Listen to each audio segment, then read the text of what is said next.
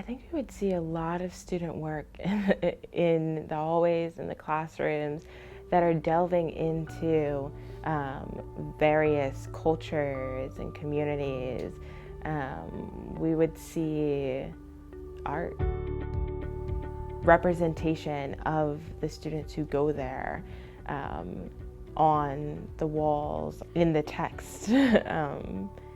And I think there's something to be said about, okay, so we're walking into a classroom, we're trying to see if culturally relevant education is happening.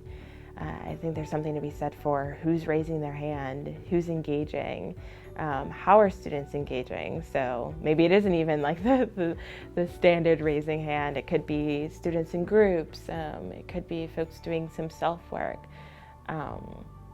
I don't think I could just go by sight. I would probably have to talk to a student and ask, hey, what are you learning about? What's interesting you right now? And I'd want to hear,